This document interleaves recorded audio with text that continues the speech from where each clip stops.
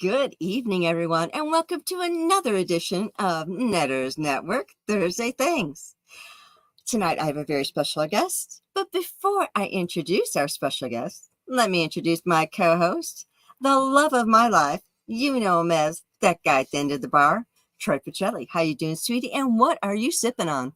I'm doing wonderfully, thank you. And I'm sipping on a Rockstar energy drink because that's what you gave me. And so that's what I'm sipping on. And I don't know. I go by that guy at the end of the bar because it's my branding for Friday night. But I don't know. I feel like maybe I'm the designated driver here when I'm over here. So I don't drink alcohol, though. I do have a Waterloo Black Cherry Sparkling Water, though. Fair enough. Yeah, it's like people have asked about before. It's really good. It's just a flavored water, and you can get them at, I know you can get them at Walmart.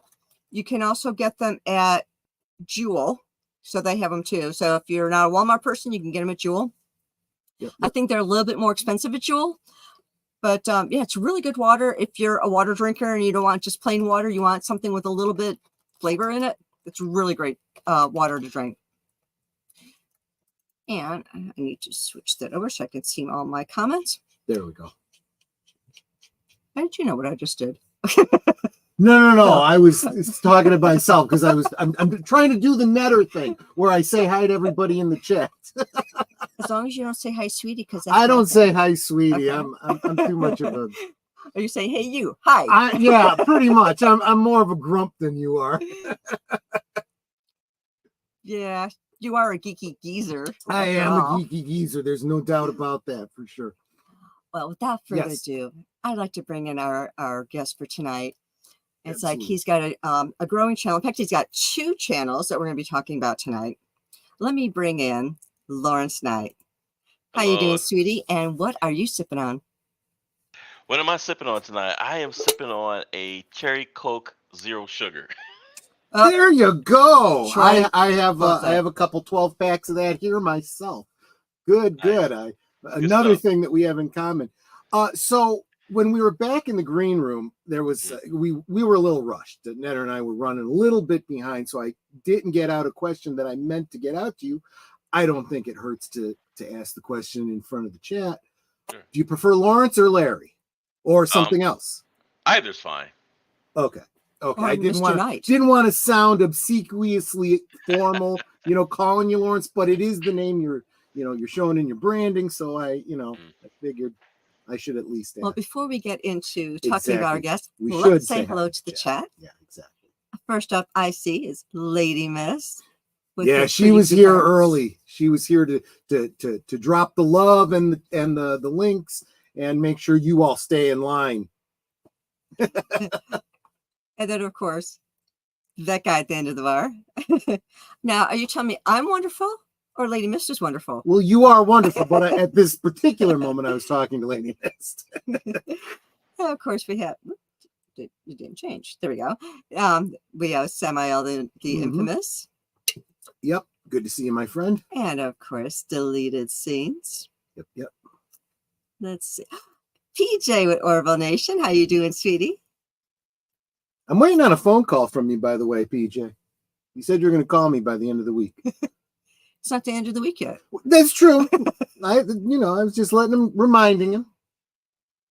And we have Big Al saying, hello, everyone. Have a wonderful stream tonight. Hello. We always have wonderful streams. Absolutely. And, of course, our guest coming in and saying hello to everyone. Yeah, it's his low-key, where's my link? What's going on? I'm here. Which is fine. And Connie Clear saying hello to everyone. Let's see. Last I checked, she was the last one, but other people might have come in since then. Yep, there's been a lot coming in. I mean, what happens is you go live and then suddenly everybody's coming in. Yes. So, Gorilla Random Thoughts. Kapla. Kapla. Edge. Nuknek. Nuknek uchtepul.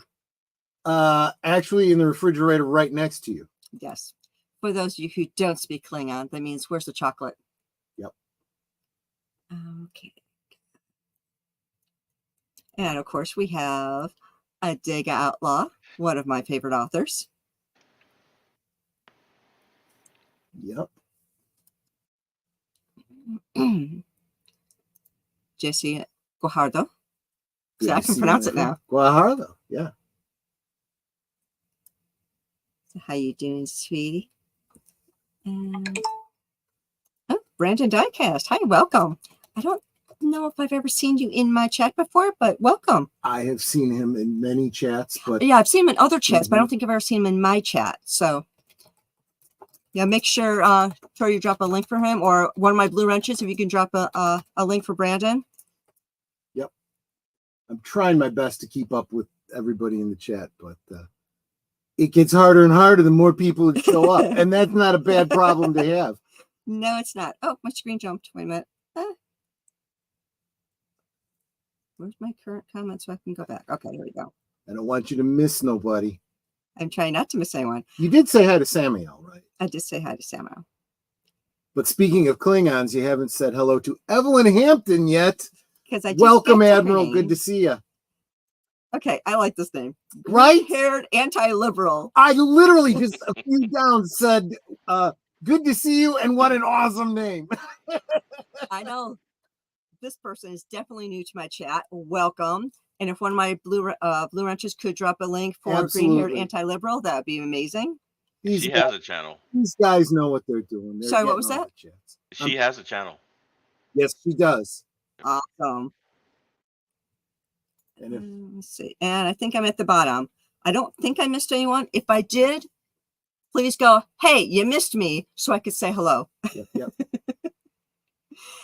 Okay, those are all of my lovely people in my chat. So let's get started. Yep. Laurence, okay. Question for you is, how did you get started, and what made you want to start the channel? Or two channels in this case. Well, I've been an avid watcher of YouTube in general since 2006, since it was first bought by, I want to say, Viacom.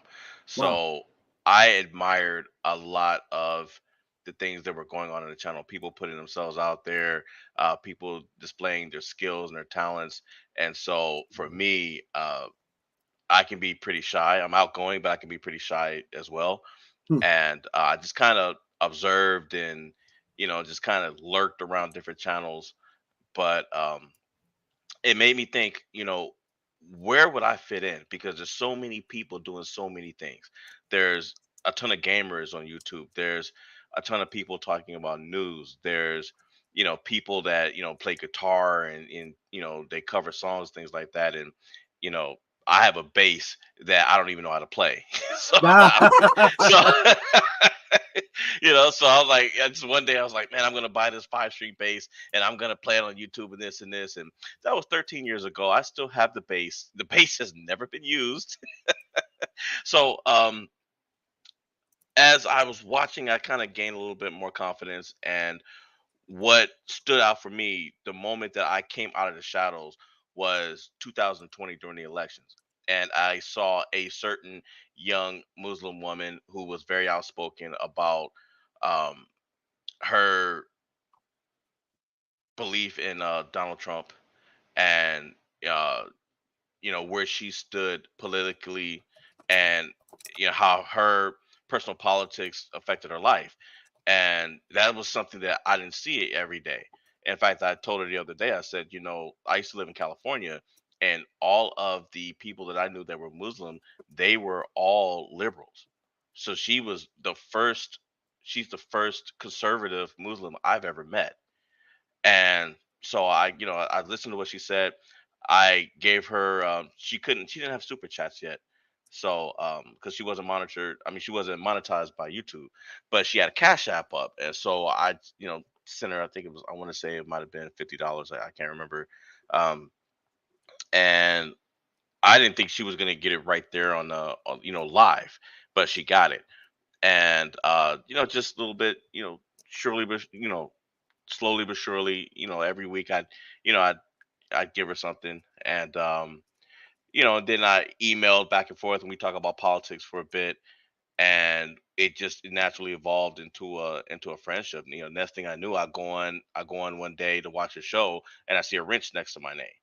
And I was like, oh, okay, so now I'm a mod.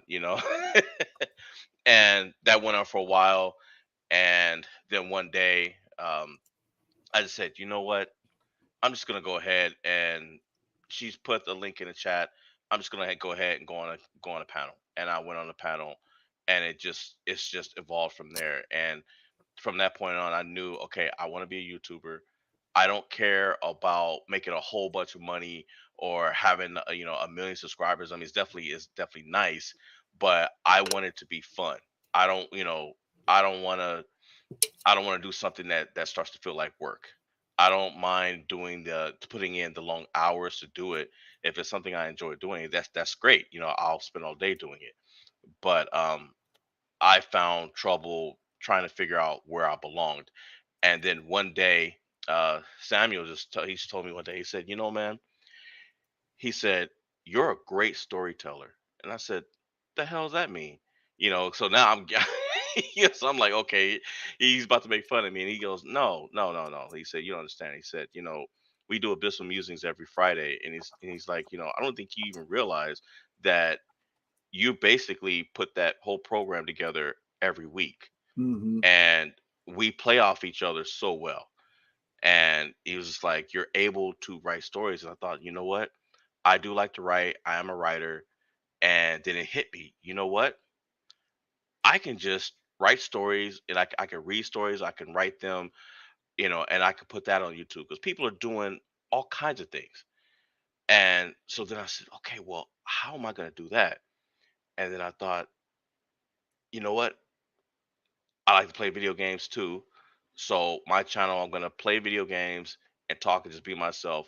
But I'm also going to um, take my name and create a character around it, and kind of set up almost like an interview, like how Vlad TV and some others, how Yeah. they'll interview someone, and that person will Yeah. sit there and they'll tell their life story. So I was like, you know what? I'm gonna take my name and I'm gonna create a character of a detective, and you know, Amazing. however amount of time he's gonna sit down. He's gonna tell stories about cases that he solved from his perspective. So it wouldn't be like reading a book where it's like, well, it switched from the main character to the villain, and all the villains are planning, and you know what's going on. I was like, no, I want to do it from his perspective. So you get caught off guard when he gets caught off guard, you know? Um, Yeah. and the way that I've developed the character is he's going to use language that people don't know. You don't know whether or not he's retired or if he's dead. And Interesting. is it a retired old man telling you these stories, or is it a ghost? Wow. Very, very Real quick, I interesting. want to say hi to the Vacancy Horror, Mm. who says, I both love and hate doing voice work for my channel. Yeah, and I'll tell you, you got a great voice when you do the Vagrant. It's And of course, if you kind of need some creepy. voice talent, man, Troy are available. Yeah, yep, yep, absolutely. And That's good to know. yep, yep.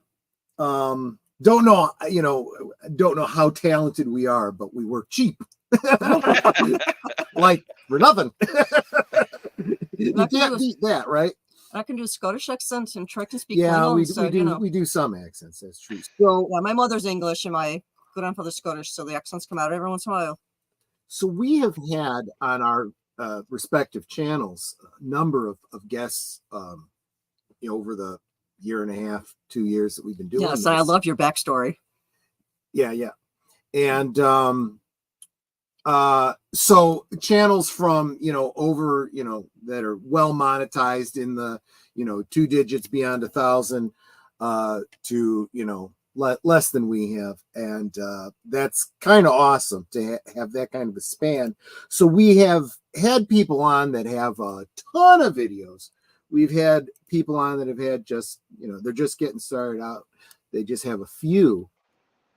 Interestingly, you only have one video up, but it is a very meaty video. It doesn't even have sound. It's just kind of like a slideshow. Hmm. But it's autobiographical, isn't it? This That jam. okay? You're gonna laugh, Troy. Yeah. That is a college assignment I forgot to take down. That's okay. That's okay. I looked at it and I loved it. It was awesome. And I was wondering if we could take a few minutes to talk about it. Sure. I don't even So remember what it was since about. no. I'll take you through it. I'll take you through it. Since there's no sound, and I'm not going to get any sort of copyright strike, do you want me to pull it up? You or? can Sure. try. When I did, I had a problem that I've had on several other channels where I couldn't get past the first 3 seconds of buffering. I literally had to pull the video down in order to watch it. You know, save it to my hard drive in order to watch it. So actually what I would prefer is everybody, you've got the link, you know, to his channel. Go check it out. Give it a thumbs up. Leave a comment for him and tell him, hey, this was pretty cool. I heard about it on Netters Network or whatever. So it's called the Silent Jam. And it starts out, I believe it had a slide saying that these were images that were meaningful to you, that said something about you. So I take you at your word, and I'm going through it. And remember, everybody, you never judge a book by its cover, right? If I were to just try to guess what Laurence Knight is all about just from this, I would have had a very, very skewed impression of who he is. You know, a lot of misconceptions. Start out with the first slide. It's a shot of the performers of We Are the World, USA for Africa. Mm-hmm. Now, that speaks to me because that was the song we all sang when I graduated from grade school in 85, I think. Mm-hmm. How does that one speak to you? That one meant a lot to me because I love people. I don't judge people by what they look like. I'm not someone who's quick to say that an incident was, that if something bad happened to me, it was because I'm black or because somebody's racist. So I've had friends of many different races and creeds, and that belief was further bolstered when I joined the military. Because I always tell people that has never served, Mm-hmm. you can get wrapped up in the racist game if you want, but I'll tell you what, when you all are wearing the same uniform and Mm-hmm. somebody's shooting at you, that goes out of the window real quick. Yep. That's what every friend of mine that served, not only friends, but family members, they all say that by the time you get through boot camp, you're not even looking at the color of people's skin. Yeah. It's you're all the same rank, you're all the same uniform, and you're all just as dirty and smelly. That's true. That's 100% true. Yeah. So USA for Africa. I don't know if you're actually old enough to have remembered the song and the push and everything, and you can tell me if you want to or not. But like I said, 1985. It was a big famine in Ethiopia, and a lot of people raising a lot of money. Looking back on it, you could very easily get jaded when you find out how almost none of the money that we raised actually made an impact because it was all embezzled by, corrupt politicians. But be that as it may. I didn't know that. Yeah. We could talk about it sometime offline. Okay.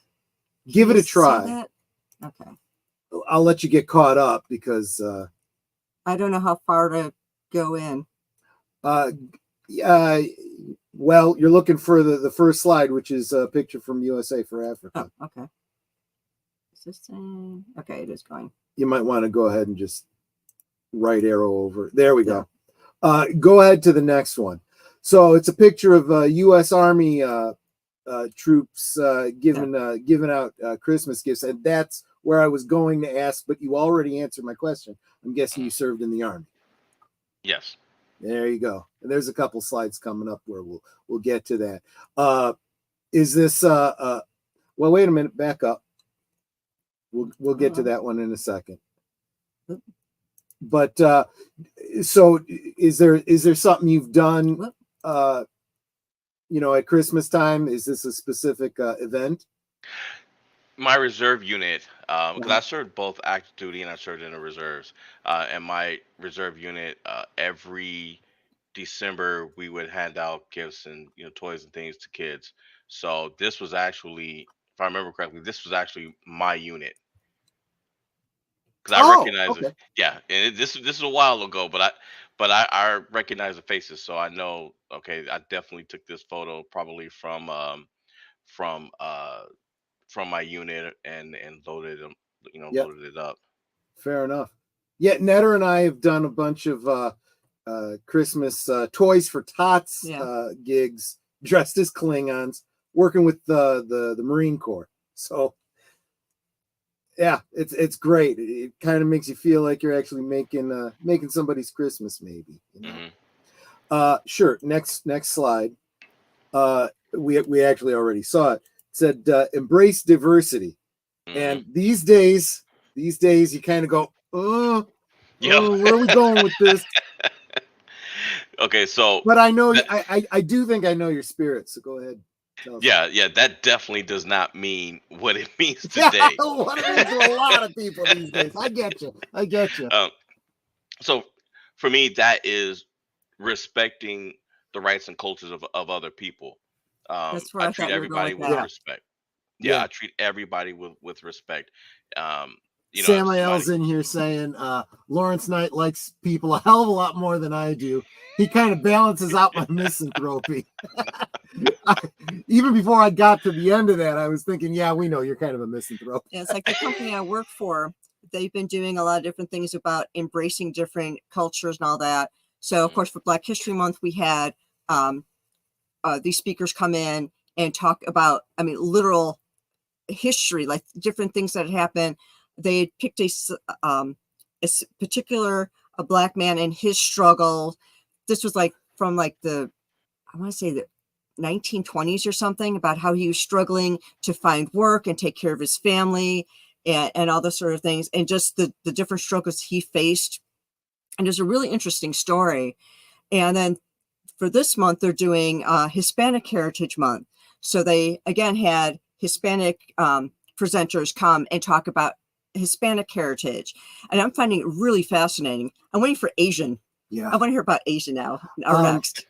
So, Laurence, what do you think about that? This whole concept of months dedicated to people. There's not enough months. Well, yeah, there's that. I also feel like it's a little bit reductive, right? I mean, it's like it is good to be aware of. Look, I grew up in the 70s, right? And we used to talk about America, the great melting pot, right? Where we are a greater sum. We're not just the sum of our parts. We are something greater because of the diversity. That's the thing about immigration, right? Everybody brings their culture. Look, we were just talking about Christmas time, right? Just the very concept of Christmas in the United States is a blending of traditions that people brought to the United States. Read what's on the screen, because you're my reader.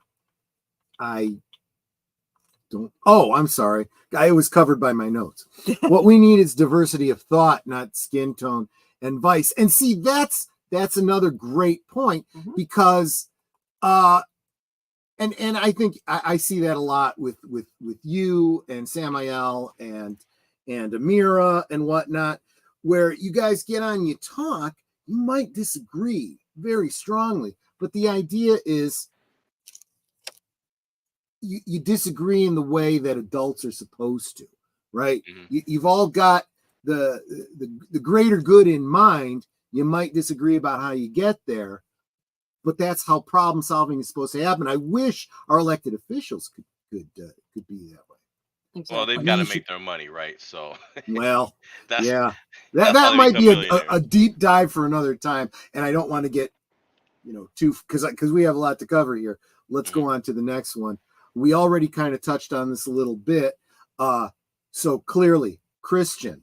I love this picture. I know we could do this for hours, but do you have a conversion story you want to share or something like that? No, actually, I was very fortunate. my mother, raised me Christian. The Bible was the first book that I ever read. I actually Hmm. learned how to read with it, believe it or not. Um, For generations, that was the way it was. Yeah. mhm, mhm. And it's definitely got me out of a lot of situations where I don't believe that. I know for a fact some situations I wouldn't be here today, and it wouldn't have been because of things that I did. It would have been because of the actions of people that I would have been with, and I Yeah. just would have been in the wrong place at the wrong time. Yeah. Yeah. I totally get you. Now, did you draw this picture? No, no, actually, I found it online. I mean, I really it's a like great it. photo, and it spoke to me. It reminded me that you know God's always available to talk to. It's funny because Samuel's here saying Lawrence Knight associates with filthy, godless heathens. You know who else did? Jesus. Jesus. Jesus. Yep. Absolutely right. Uh, in fact, he spent more time with the so-called filthy, godless heathens than he did with the religious people. You Sure know, did. And was when he warning did people talk to the about them. religious people, what did he do? It was usually to lecture them and rebuke them. Yep, You he know. did. So I think, and I know Samuel's joking, and I know he's well read, but he and Jesus probably would have a lot more in common than he might want to admit That he might want to admit. when it comes to his thoughts on so-called organized religion. Mm, Um, right. but yeah, let's go on, because every single one of these I could totally spend a whole hour or more on. So I got to be real careful not to go too far over. So yeah. So again, Is this Oh, your I can family explain that or one. just another picture you found? Oh no, that's a representation of my wife and I. My wife is white. I'm yeah, black. My wife is white. yeah. I kind of guessed, but it's not actually you guys, right? Didn't want, No, no. because It I just figured reminded it's me. up on your. If it was, I figured, well, it's up on your YouTube page. I'm not like doxing No. your wife and daughter or anything, but I mean, it's I figured it was probably just for the presentation, Yeah, yeah. but We actually, at the time, we actually didn't have kids at that time. I don't even think we were married yet. I think we were still just dating. Wow. yeah, because this was how long ago was this that you did this project? Um, You were in school at the time.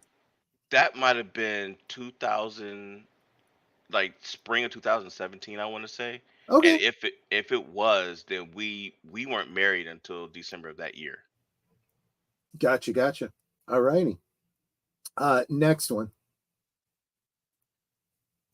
Unfortunately, it's not like you could just jump to the next one. She's got to be careful not to go too far. Yeah, that's why I'm kind of seeing where the next one is and then putting my cursor about where it is. So when you call for it, I can just click. Yeah, and let's see So here. I'm a Steelers fan. Steelers. Yes, you are. I think that one just is pretty straightforward. Yeah. Oh yeah. Yeah. Kind of. Yeah. And it looks It's like a Chicago girl over here. So for us, it's the Bears. You know what though, the Bears are tough. I know they get a tough break a lot of times, but the Bears are a tough team. They're you know they just need something to pull it all together. I'm going to tell a silly little story. It's goofy. You guys are going to laugh at me, but my first experience with the Pittsburgh Steelers, I was a little kid, and I'd go with my mom to the grocery store. And He's still a little kid. well, yeah. And when you're leaving the grocery store, they got those quarter machines. You put in the quarter, crank, and you get the little egg or whatever it is out. Well, what I used to like to get was the little mini football helmets, right? Mhm. Because they were just the right size to put on my 9-inch world's greatest superheroes. So I'd put Superman in a in a helmet, and of course I wanted to get the Chicago Bears because Chicago. But the first one that I got was Pittsburgh Steelers, and I was like, I had no idea what they were, but I loved the helmet. I loved the little the little symbol. It's in there in the picture. I was like, okay, He's a Pittsburgh Steeler. Superman could bend steel. You know, I don't know. I came up with this whole lore about Superman being a Pittsburgh Steelers. Makes sense to me. Well, he's the man of this was steel. little, So 8-year-old Troy. I mean, what do you want? I don't think Yeah, I I ever didn't think did of get a Chicago Bears one though. Interestingly enough. Do you want me to find you one? No, it's fine. I don't need it now.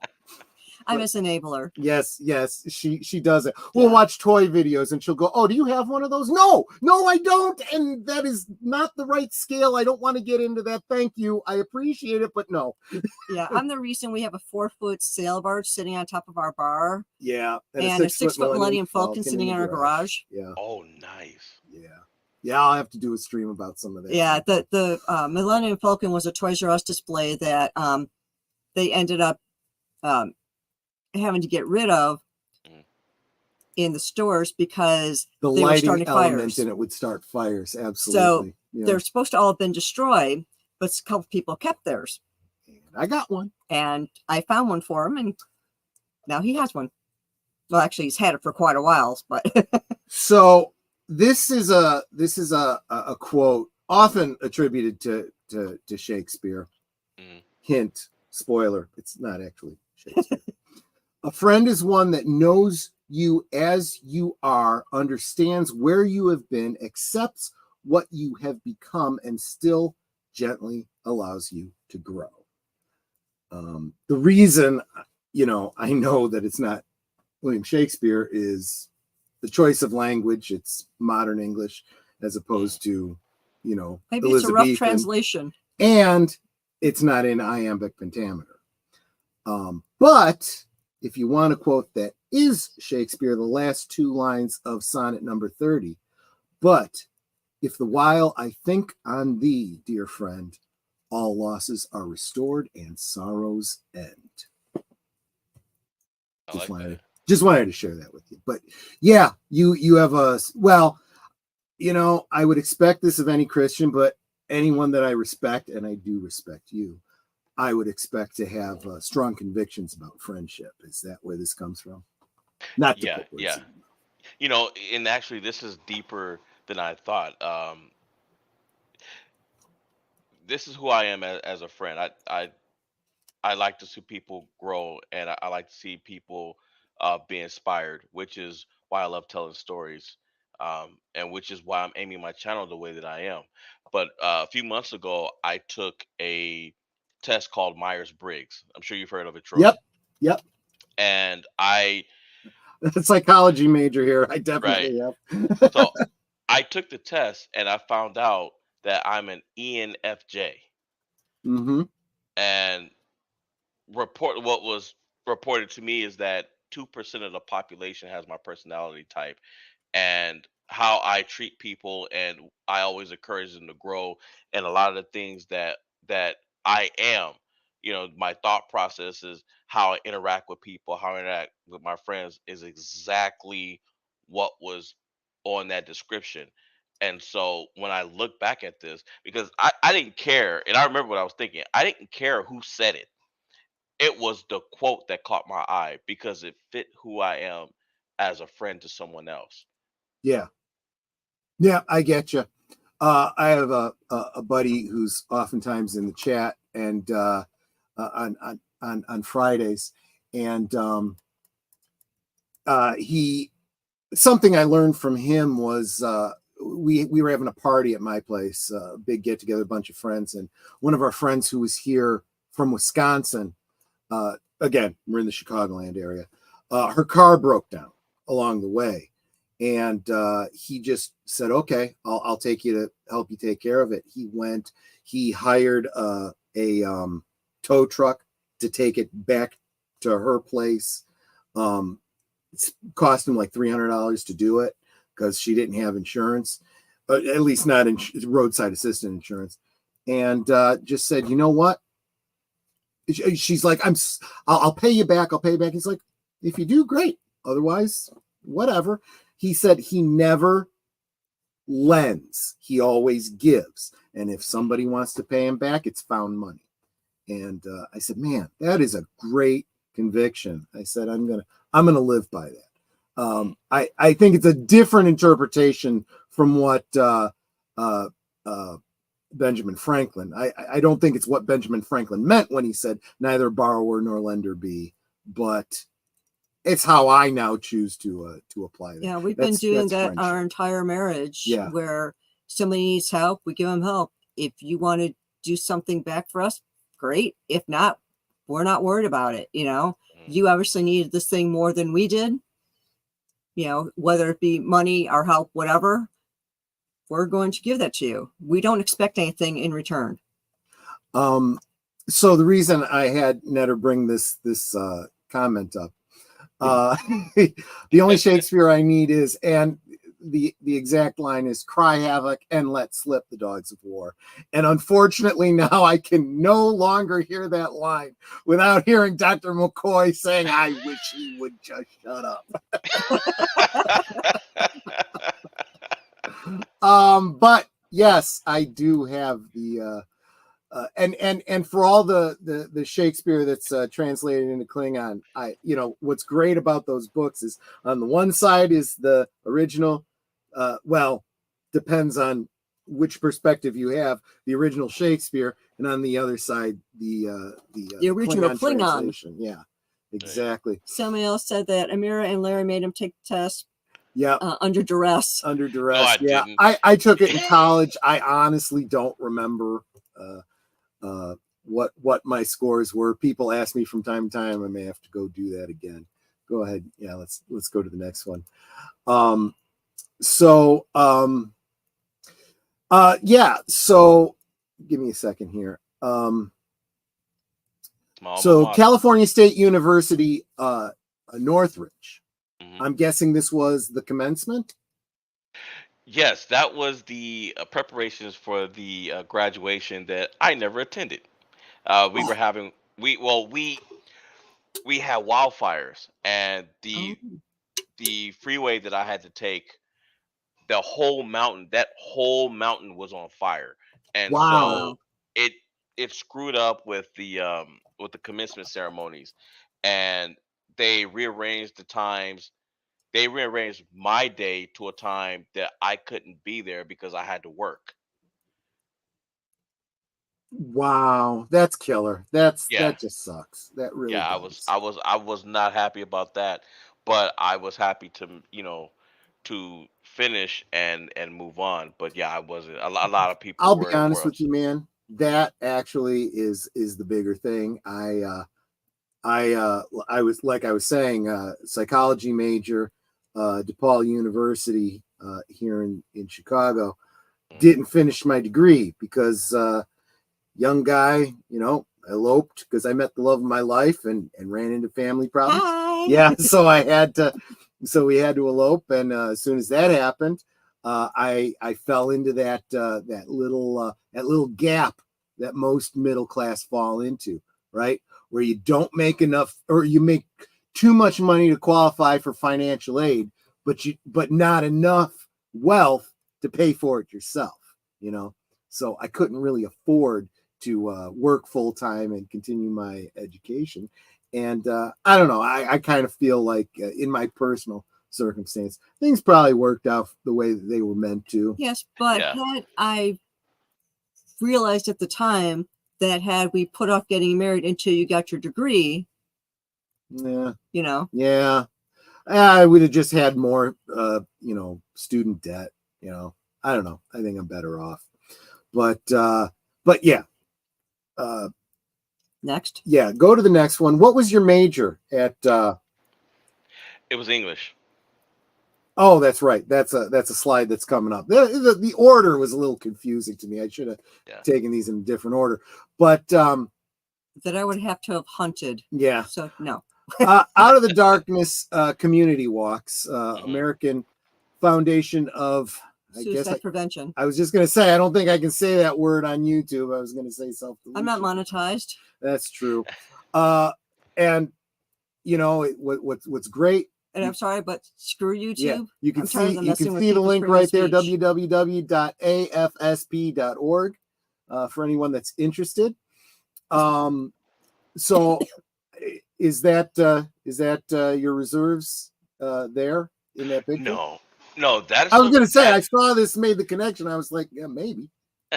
no, that's a random picture I took, but I did organize a community walk. I was working at the VA. I was a student worker, and I organized a suicide walk event. And it wasn't held at CSUN. It was held at UCLA. And Gotcha. so I lost a friend to suicide. Yep. There was Same here, no actually. suicide letter. There was nothing. Um, and I know a few others that tried and thankfully failed uh, to delete themselves, as we say on YouTube. Yeah. So um, that's definitely something that's very near and dear to my heart, and regardless of whatever walk of life you come from, regardless of whatever you're going through, or what you've been told, every life has value. Yep. Every life has value, and sometimes people just need to hear it. Yeah. And honestly, Well, hold on. Because Gorilla Random Thoughts said if we just use self-deletion. Yeah, a lot of yeah. people will say that instead of And you know suicide. what? You can actually. I was thinking about this earlier today. It could fit into the song. Self deletion's painless. It brings on Well, many here's my thing. changes. My vids are all marked not for children, True. and I'm not monetized. So YouTube can go take a hike. And Jesse Guajar though is saying exactly that. YouTube needs to fix their shit and stop using bots for language and copyright. And Right. look, some of these topics like suicide prevention are important. Yes, they are. It is talking about it is what is necessary to prevent it. You know, by not allowing us to talk about it, you are contributing to it. You mentioned not leaving a note. Most people don't realize this, and our pop culture kind of reinforces it. But generally, people that do self-delete don't leave notes if they are. I mean, there is a spectrum of reasons why people do. The ones that would leave a note are the ones that probably don't want to and are really, crying out for help, want to be stopped. But people that are seriously depressed, that just want to go, are not going to leave a note. They're and 99% of suicides, there is no note. See, I think for me, if I ever considered it, I would have so much anxiety about leaving a note and what I'm writing in there. I would have to keep rewriting it because it's like, am I saying enough? Am I explaining myself well enough? Did I do a typo? I got to redo that. So it would never happen. Yeah. Don't just. I'm not making light of it. I'm just saying for myself, send a I get tweet. anxiety about making sure that I'm coming across clearly. Yeah. So I would never be able to because I don't think I'd be able to express myself clearly. I would have to leave a note. But yeah, and that is another upside. If someone is leaving a note, that usually means they're thinking about it. And if you can get someone to think about it, they usually won't do it. I actually had an instance. This was, gosh, I think it was before Troy and I were married. I was trying to call a friend of my ex's to ask him something, and I transposed 2 digits in their phone number, and I ended up getting a suicide hotline. And when the person answered, whatever suicide hotline, let's talk, I said, "Oh, I'm terribly sorry. I dialed the wrong number. I was trying to reach a different, a person, not your service." And the guy actually kept me on the phone for like 20 minutes because he thought I was deluding myself. And he's like, let's talk. What's on your mind? Why are you trying to reach this other person? I can talk to you too. And I'm like, seriously, I just dialed the wrong number. I finally convinced him after 20 minutes that I just simply dialed a wrong phone number and somebody else could be using him much better than I could because I didn't need him. Yeah. And it took a lot of convincing because this guy was determined not to let me go. And the fact is, and I certainly would never get into anyone else's personal, stuff, but we've lost people in the community. Yeah. to self-deletion. It's becoming a bigger and bigger epidemic, actually. We were told we were conspiracy theorists when we suggested that separating people and lockdowns and keeping people from each other would lead to depression and suicide, but the stats don't lie. So this is an important one. So there you go. That was a big thing, that when so many people got isolated, especially a lot of single people, because now they weren't around others to help them through things. That happened. Jesse brings up Robin Williams. I was thinking about that too. That's definitely a case of clinical depression. Turns out it was Lewy body dementia, and there's no talking someone out of it. There is a physical problem in the brain that we need to figure out how that works in order to help people with that. It's kind of like talking about suicide is like talking about finding a cure for cancer. There is no one cure for cancer because there are so many different kinds of cancers. Exactly. There are so many causes of suicide or suicidal thoughts. It's a much bigger problem, but it's good that this conversation happened. We talk about it. Got one more thing. Yeah. There's a couple stories that I've read where somebody was like, they're planning on taking their life that day. They clean out their locker at school. Excuse me. And they were, starting to walk home. And someone just came up to him and said, "Hey, let me help you with that stuff. Hey, I've seen you around. Do you want to hang out?" And like kind of befriended this person, and then found out later this person had told him, I was going to take my life on that day. Yeah. Wow. Sorry. But you don't have to apologize for that. But if the while I think on thee, dear friends, all losses are restored and sorrows and took the time to talk to me. I didn't, and it turned my life around. Yeah, you never know how much of an impact you can have on somebody. That's why I go out of my way to compliment people. I give hugs because that's the sort of person I am. Yep. And that's why I want my channel to be. That's why my channel is going to be just about writing stories. No politics. No sadness. I'm just going to create an escape for people that they can sit back, listen, and enjoy, and interact. And it's going to be. It's going to be all recorded, because I consider you guys friends, and so pretty much everyone in my circle right mutual, now. by the way. Yeah, thank you. But everybody live streams, and so I don't want to try. I don't want to. Not that I would say, well, if I go on, I'm going to take streamers from this person or that person. I'm like, no, it fits my model right now, because I I do stuff for Amira behind the scenes. Samuel and I, we do things, and so that's why my Laurence Night channel, that's what it's for. It's for all the administrative stuff.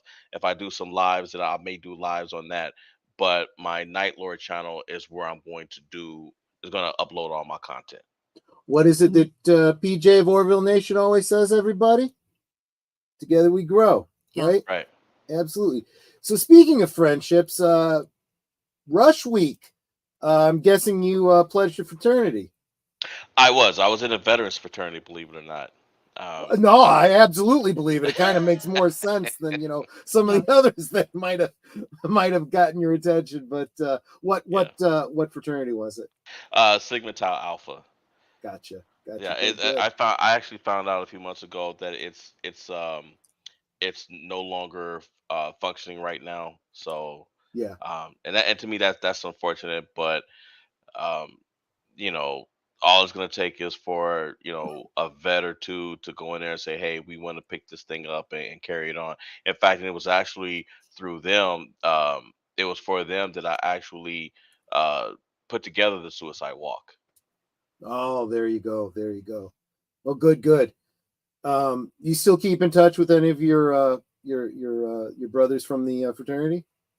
Yeah. If we talk every once in a while. A lot of them are very busy. We've just most of us were adults, and so they had kids and everything. So it was much harder than to keep in touch than typical fraternities where Sure. everybody's close knit and things like that. And vets are always close knit. But yeah, I hear from them every once in a while, and I check in on them, and we message here and there. Okay. Yeah. So then next, California Student Association of Community Colleges, CalSAC, Hmm. Academic Senate. Hmm. You were a young leader, I take it. I was when I was in junior college. I participated in what's called the Associated Students through the junior college I was in, and I was also part of this organization, which reported to the state. So we were there for students. It was shared governorship, so to speak. So we were working in partnership with the schools and with the government and with the state. And interesting enough, when you think about student government, Mhm. most people think, okay, well, it's just about throwing parties and almost like you would see, almost like what some fraternities do, where they're selling cakes and things like that, and just trying to Well, boast there the is student that life, fundraising right? element, true. But what we learned through there, what I learned is how corrupt uh the college Yep. system was over there. Yep.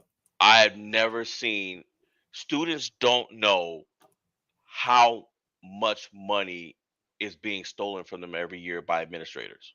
They have Yep. no idea. We were I got a hold of a document, and there is a school called LA Trade Tech. And Hmm. on that document, it went all the way back to 1991, where they were paying someone had taken a $6,000 loan out. They were Hmm. paying their cell phone bill. They were paying $50 a month to a student that didn't. There was no name. It was just numbers. One school had $90,000 stolen from them by administrators. I mean, it was just crazy the things that we uncovered. Um, I've just through investigations that we did, I've seen people get uh, have a meeting, and I've seen the sheriffs walk in and stand them up and put them in handcuffs and walk them out. Um, the Yep. the president of the college that I was at had to step down in lieu of being fired because I found out that the the cafe that we had, which was overpriced, they were charging $14 for a cheeseburger. What turns Oh, out, it he was is. best friends with the owner, and the the cafe was overrun with roaches, and the health department had showed up unannounced and closed them down. Well, they decided that they were going to open up and start operating again. And so I went down to the district meeting and reported the whole thing. And the campus president, he's sitting not even 6 feet away from me, and I'm reporting all of this to them, and they're looking right at him, because he couldn't. There's no way he didn't know that Yep. they were Yeah. operating out like that, you know. I'll tell you. And then, that's a microcosm, right? Because Mhm, universities, they're independent companies, and mhm, they think they don't answer to anybody, and mhm, they technically aren't under the same rules and regulations as government, but mhm. they are not above the law. But that kind of tells you, you know when you start looking at the things that are happening in the colleges today, you got the first hand. You kind of look at this and go, yeah, not a big surprise, right? Yeah, it's a minefield. I don't know about colleges in another state, but I know that the district I was in, um, junior college, you're supposed to graduate within 2 years. Mhm. In my district, the average graduation was 6 years because people could not pass the math. The administrators they were intentionally making the math more difficult to keep students trapped there so that they could justify their salaries. Yep. Sounds about right. So you majored in English, Hmm. um, and Do you ever get the you ever hear these days the whole English is racist. You learn English and you're a white supremacist. I've I've never heard heard. that. Oh man, I've heard all of that. And it's. I just start laughing because it's nonsense. Anyone ever tell you talk like a white person? Yep, all the time. See, I'm trying to make a joke and you can't even joke because Poe's law. It's reality. It's reality, but you know what? I said, well, and I told the guy this, and it was a black guy, and he was just like, "Man, you ain't one of us, and you don't cuss, or you don't this and that." And I looked at him and I said, "Do you want respect for being who you are, or just because you're black?" And he just said, "Well, of course, man, I want respect. I demand respect." And I said, "Well, if you talk like a fool, why would anybody treat you like a king?" Yeah, yeah, It just went right over his head. He was ready to fight, and I said, "You respect is earned. It's not given. yeah. And if Yeah. you've got that chip on your shoulder, you at some point you have to take responsibility for the things that you've done. Not everything is about race. It's a cop out. Yeah. It is a cop out. I don't need it. Going back to what you asked earlier, I don't need Black History Month to remind me of what Black people have done. Americans, we're all in this country. We're all in the same fight. There are people in other All parts of the world history that is would blow us all up. They don't care who did what. They don't care if, well, okay, well, let's not attack them in February because there's people there that kind of look, they got a little bit of a tent like us. So let's attack them on this day. Well, shoot, it's still going to affect me. yeah, exactly. And unless I'm mistaken, I think that's February is supposed to be Black History Month, the shortest month of the year. Yeah, I've heard I that. mean, that's an insult right there. Yeah, But just like I think it was Morgan Freeman who said, "Do you want your history reduced to a single month?" Yeah. right. All of American history is Black history. Yeah, It absolutely is. Um, Jesse Guajardo says, "I'm Latino, and some people say I sound like a Canadian." This is the thing. It's like, what could be more racist than to say you sound like a Black person, a white person, a Canadian, a Latino?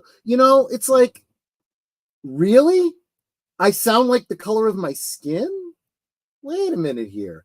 But yeah, and I've had some good friends that are I knew in college, right? That they were obviously well educated, right? mhm, And if someone were to say to them, being educated is like being white. Oh yeah, tell that to Frederick Douglass. And if you right, don't know who Frederick Douglass is, what the hell are you doing every February when you're supposed to be focusing on Black history? right. You know, I mean, come on. But yeah, that's the problem. People that are so proud of Black history don't know Black history. Yeah. Right? I think that's the thing that always gets me is, people are like when we lived in Chicago, we would see the flags all the time for the different cultures. We'd see the Hispanic flags and Italian flags and whatever. And it's like, do you actually know your culture? Do you actually know your history? Or are you just flying the flag just to fly the flag without knowing it? It's the same thing with when we used to go to what was it? It was I think for Jews for Jesus for a friend of ours. Oh yeah, when we do the Passover. When we did the Yeah. Passover thing, they actually explained this is why we do the things we do for Passover, Yeah. so that you're not just doing them to do them. Yeah. There are reasons behind it, and these are the reasons why we are doing these things. And I think there's not enough cultures that actually delve into this is why we do this thing. But why is it a tradition? Yeah, why is it a tradition? Is it just a tradition because your mom did it? Well, why did your mom do it? Why'd your grandma do it? There has to be a reason behind it. Lester San Jose brings up, although his main point I agree with, it's the the final part I want to focus on.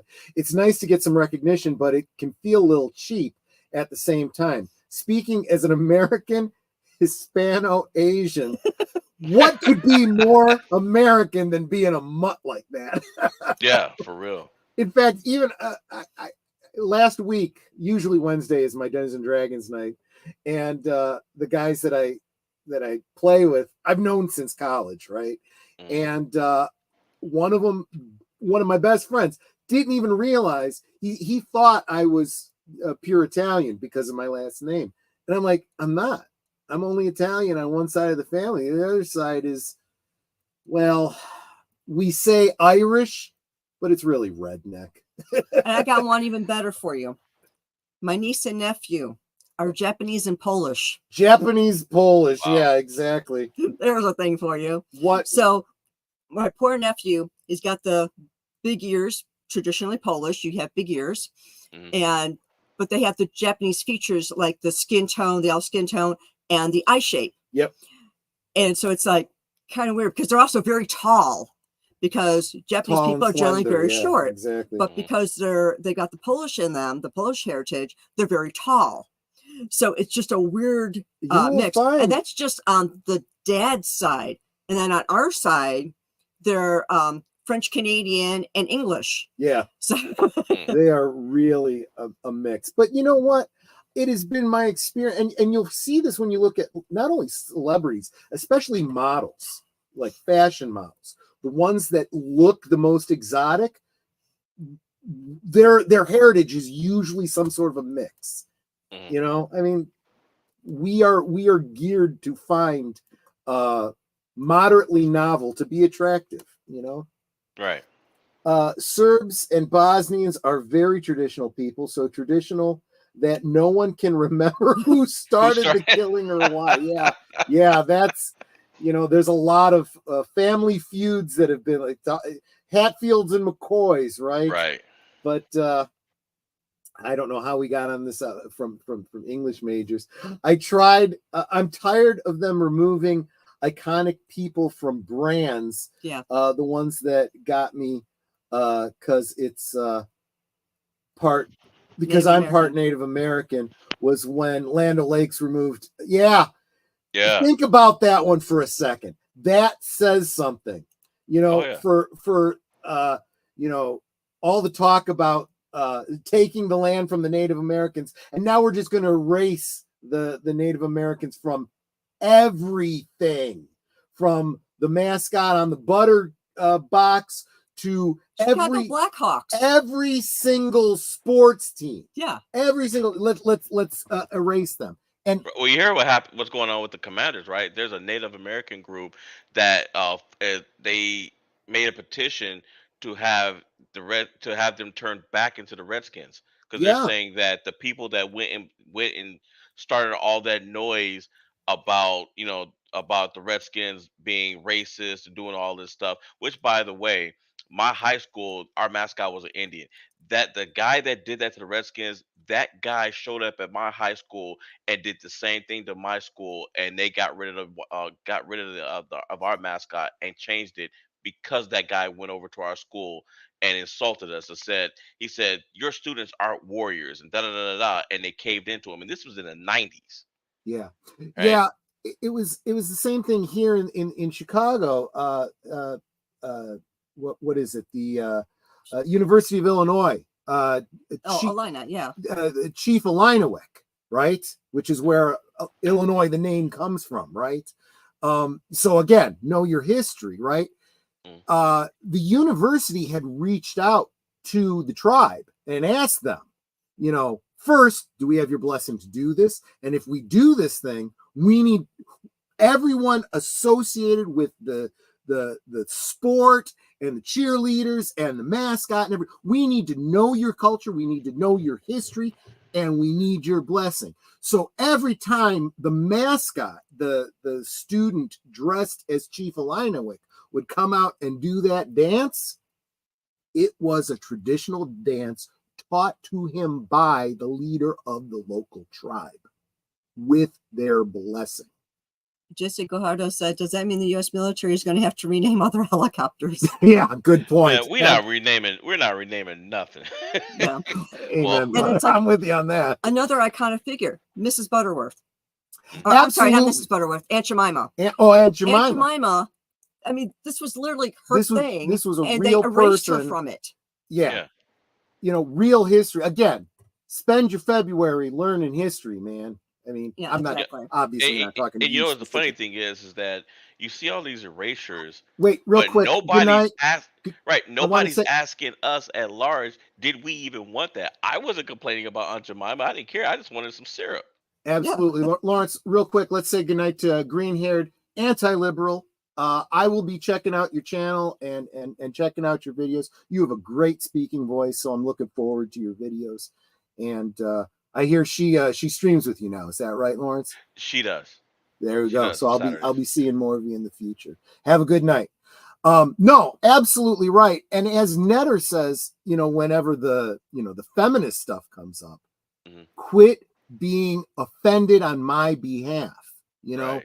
When you hear, like we were just talking about, people upset about, disrespecting Native Americans and stuff. You're not even Native American. What are Right. you even talking What do you about? get upset about? Exactly. And I don't know. It's gotten kind of crazy. It has. We're gonna run over tonight, people, but That's it's fine. well worth it because we're really enjoying It's my ourselves. channel. I can. Well, absolutely. We can go as late as I've got Nara all wants night. to. Yeah, I've got all night, so I'm not. USC Suzanne Dvorak Peck School of Social Work. Now, Mm. so the mission statement. The Susan Dvorak Peck School of Social Work champions social justice for the well-being of individuals, families, and communities through innovative teaching of evidence-based practice and practice-based skills, pioneering transformative research and cultivating leadership for social change. Remember when I started this, guys, and I said, don't judge a book by its cover. Hmm. If this was all I was looking at, You I'd think I was start a looking raging at Lawrence liberal? and going, Lawrence, what are we going to be talking about tonight? So, Well, did you go into social work? Is that what this is about? Lawrence will quickly tell you, no, Lawrence went into human resources. Okay. So, I so get you. Lawrence has a master's degree in human resources management. So no, I saw the writing on the wall with that. Also, I know a few people that are social workers, and they've had clients turn on them. One guy knocked on the door to check on a client, and the client answered the door and put a gun to his head. Um, Another good friend of mine is a social worker, and we went. I've known him for uh, going on 30 years, and he walked in, went to see a client, stayed with the guy for about an hour and a half, left, went to get something to eat at a restaurant. About 2 hours later, and news report comes on in the restaurant, and some guy had just went out and murdered a group of people, and they showed a photo, and it was his client. He had just saw this guy, Wow. Wow, and he was in this guy's home unarmed. This man did the session with my friend, and they went out and killed a couple of people man. right after. Yeah.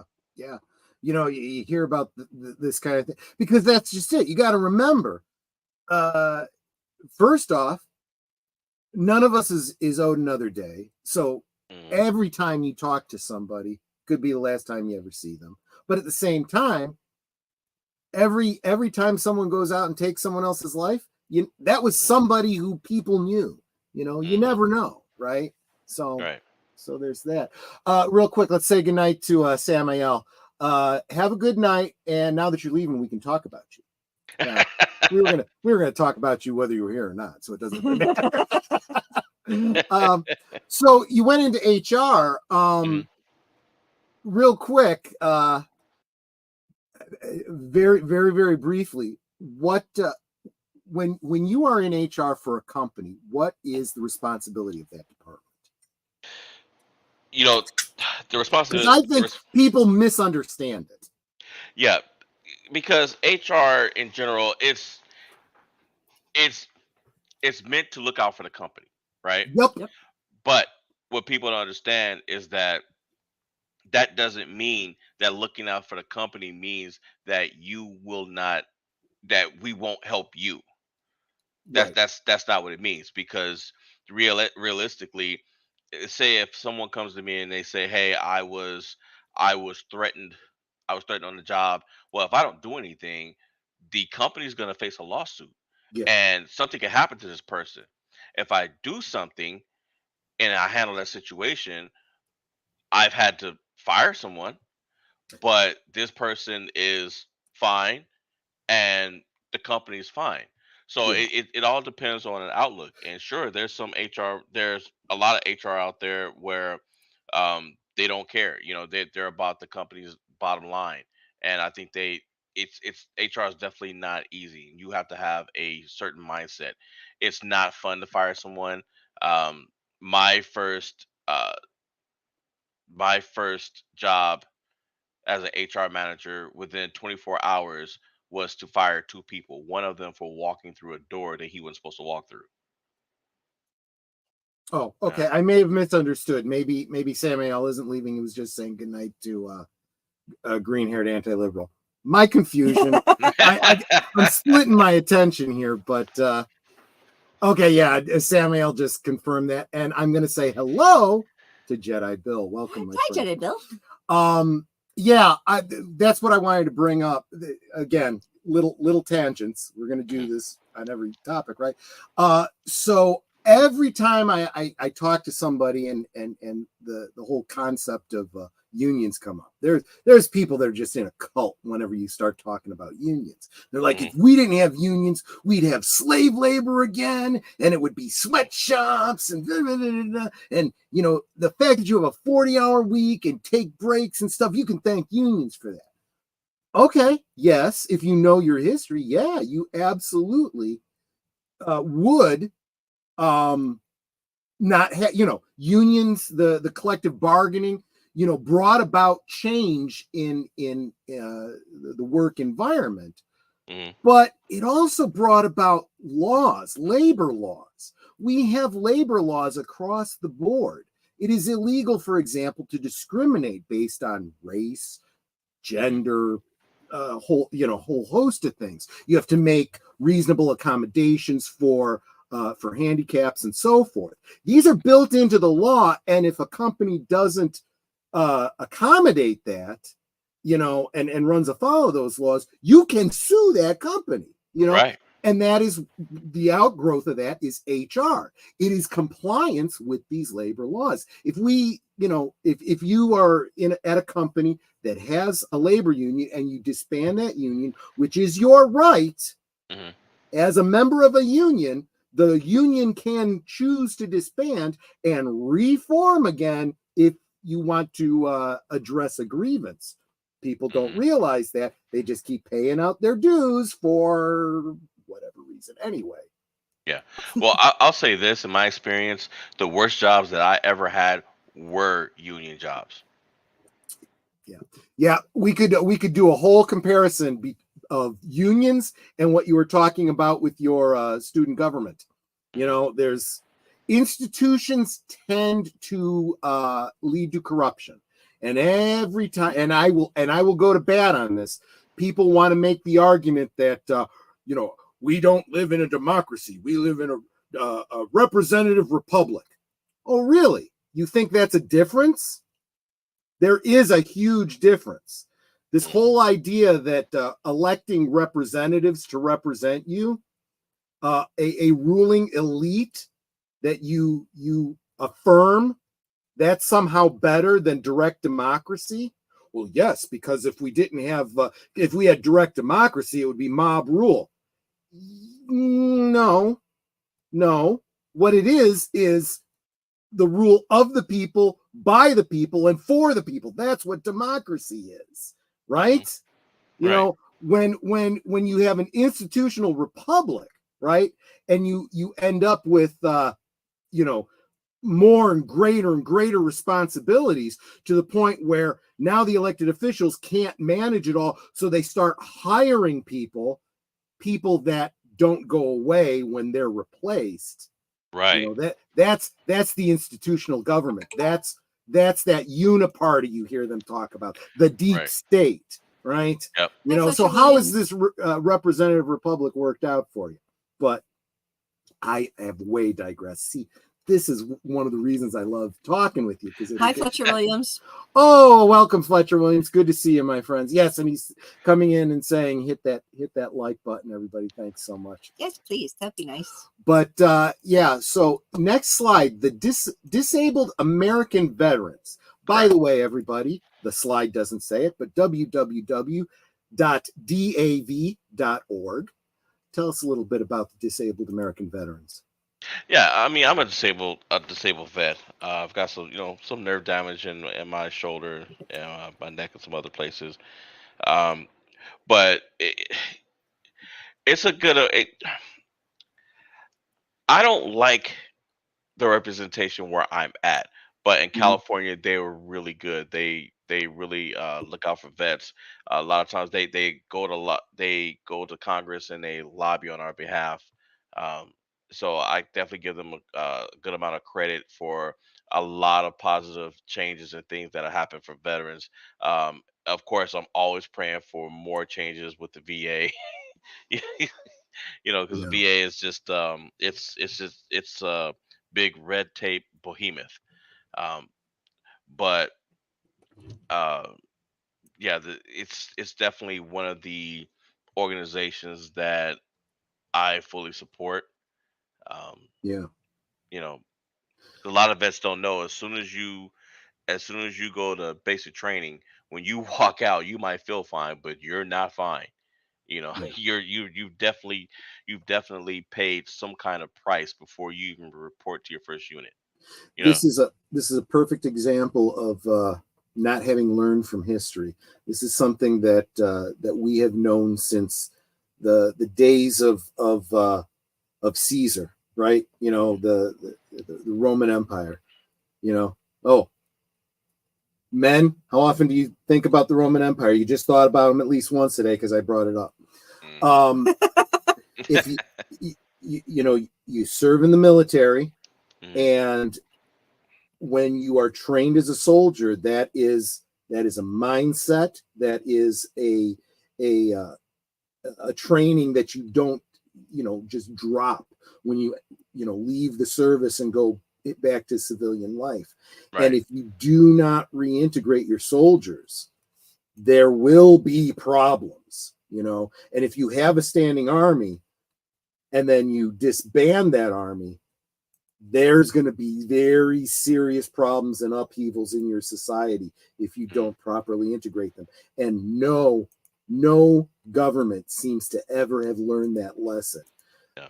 That You when know, you I want to piggyback on something, and this is kind of going to take things a little left. There's something that I heard yesterday that really just lit a fire under me as a vet, and that's Colin Kaepernick. For mm, for for those of you who watch football, this man has yet again is now again trying to get back in the NFL. He sent a letter to the Jets.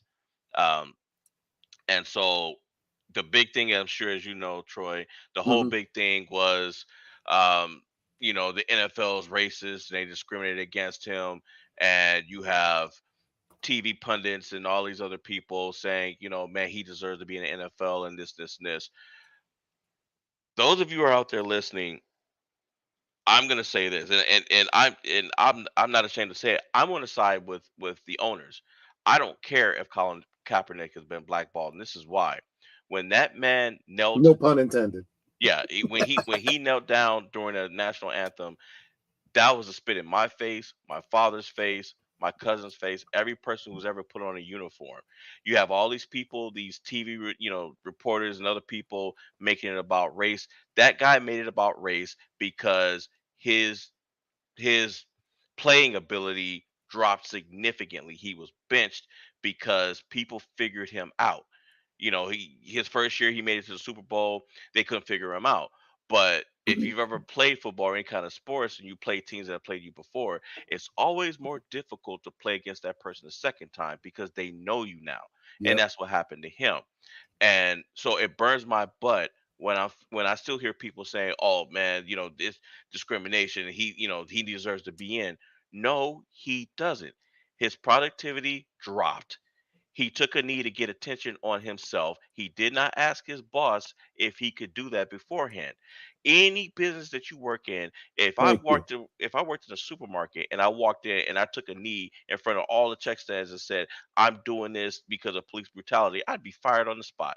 Yep. And all these people that are saying this, they neglect to say, well, that's funny because you're saying he got blackballed, but the 49ers tried to resign him and he said no.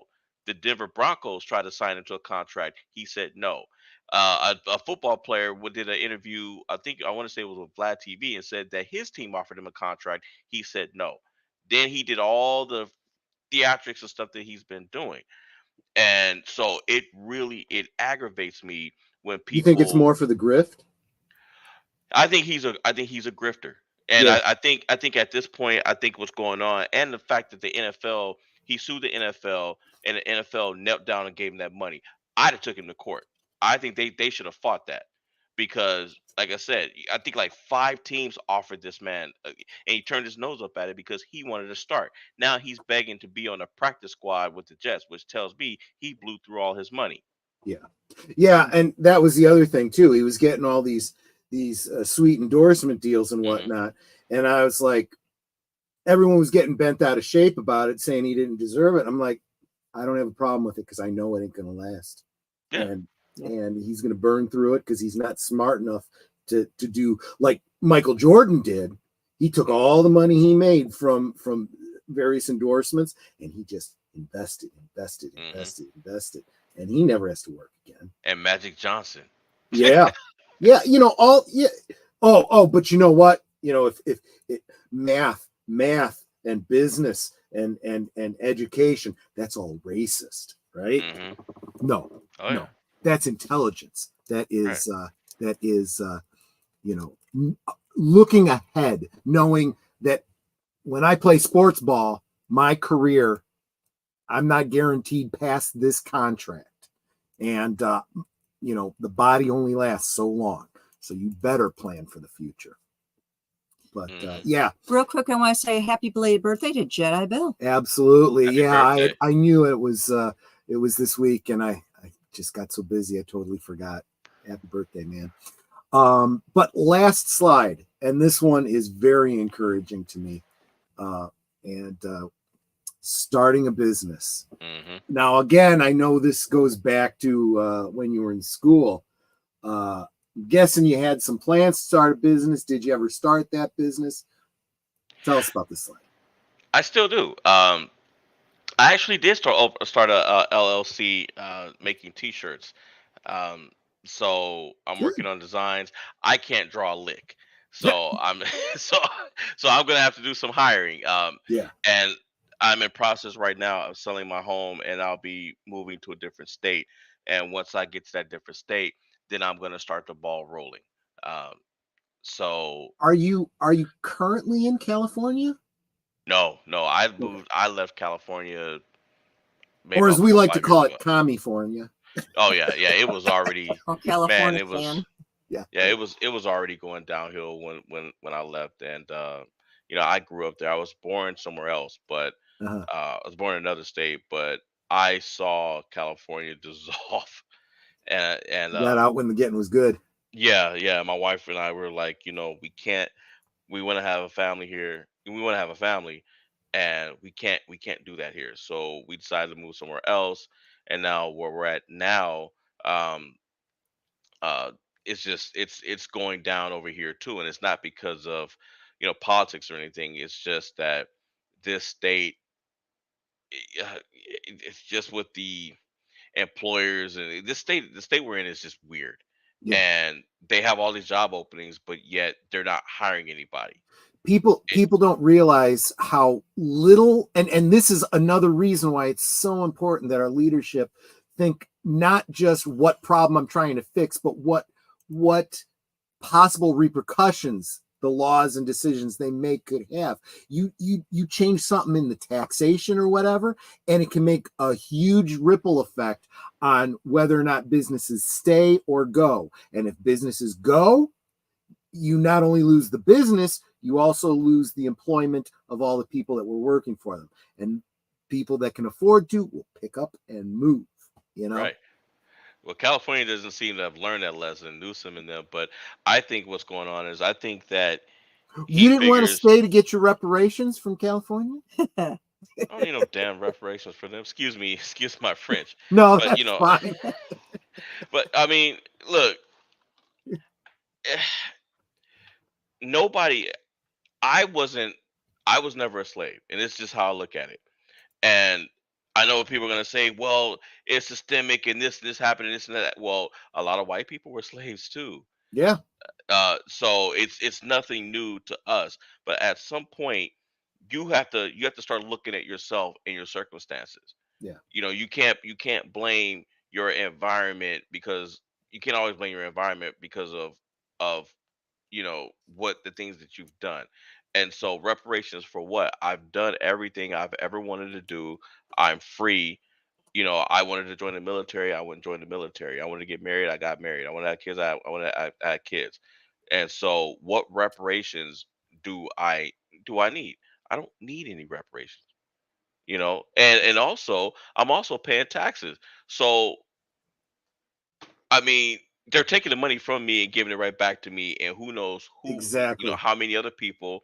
And you have entire families of different cultures that have moved over here that had nothing to do with it.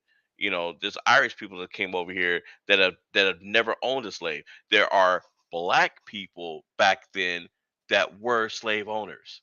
Yeah. And I remember watching this interview Don Lemon did, and it was with an English lady, and he brought up reparations, and he said, "Ma'am, don't you think that the English government should pay reparations to African Americans," which is another term that I hate. Hmm. You could think I think it was Jesse Jackson that came up with that, but he said, "Don't you think that your government should pay my people reparations for bringing us over here and subjecting us to all this stuff?" And she said, "You know what?"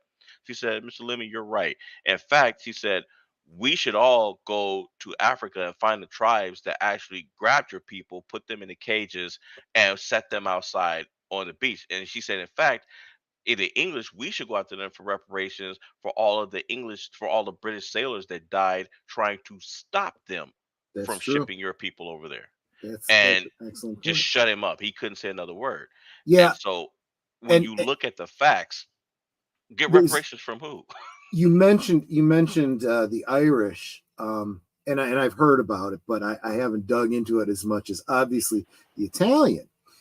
Mm, Uh, what a lot of people don't realize is what is considered white, what is considered black, so forth, has varied greatly in the mm, past 200 years.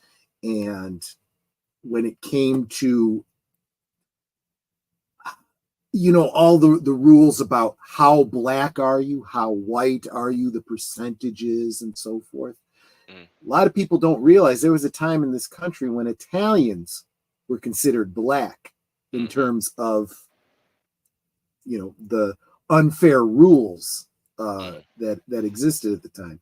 So yeah, and like you said, my family came here after the Civil War, so they never owned slaves. But you're going to take money from me, whose family never owned slaves, to give to people that never were slaves. mm. And hot take, but I think most rational people in the modern day would understand this. You are here now. Would you prefer to live somewhere else in another country? Nope. But if your ancestors came here as slaves and suffered greatly, I'm sure the blessing is that today you are here. You were able to get a college education, earn a living. You live under the laws where Fourth Amendment, you have equal rights under the law, or you're supposed to. I mean, Mhm, this is the problem. And this is what I unfortunately see so many people, and it's these young radicals. mm. They want to keep fighting the battles of the past. Right. I got into it with a fourth wave feminist. She's talking about unfair and the patriarchy and I'm like, okay, fine. Let's just say that everything you're saying is right. What law do you want to see passed that doesn't exist today that you think will fix it? You know? And there is none, because it's already illegal to discriminate against someone based on gender. Okay? Hmm. So you talk about this gender wage gap, okay? As an abstract thing. No, no, no. Have you been paid less than a male counterpart? And if so, why aren't you taking that company to court? Oh, Right. you haven't. You're just talking about the hypothetical. Well, we have a law in place to take care of that. There is no pay gap that you can point to, Right. concretely and physically. You can point to statistics, but you know what Samuel Clemens said about statistics. There's lies, damn lies, and there's statistics. Yeah. Yeah. But yeah, I knew. Normally we don't get into politics on Netter's channel, but I knew we were going to go that route today. And sometimes, let's face it, folks, sometimes it's fun to do that. Yeah. Yeah. It is. I enjoy having these kinds of conversations. There were black slave owners who owned white slaves in the 13 colonies. Look it up. Yeah. Yes, Yes, there were. absolutely true. And you're going to find, as soon as you say that, you're going to find people equivocate. Whoa, whoa, white. Were they part black? Does it matter? Exactly. Does it matter? For the reparations argument, it does. Yeah, you're right, Because actually. now Now that black I people are think about to about owe it. some money too. No. You make a great point there. I hadn't thought about that, but that is true. There's also the thing that there were whites that coupled with blacks Yeah. and had Mhm. interracial babies. Yep. So for all Absolutely. I know, I'm part black because of my ancestors. Yeah. Yeah. You know, And I vice mean, versa they didn't too. necessarily own right. slaves, but my great whatever grandfather could have slept with a black woman, and because she had a child with him, I could be part black somewhere.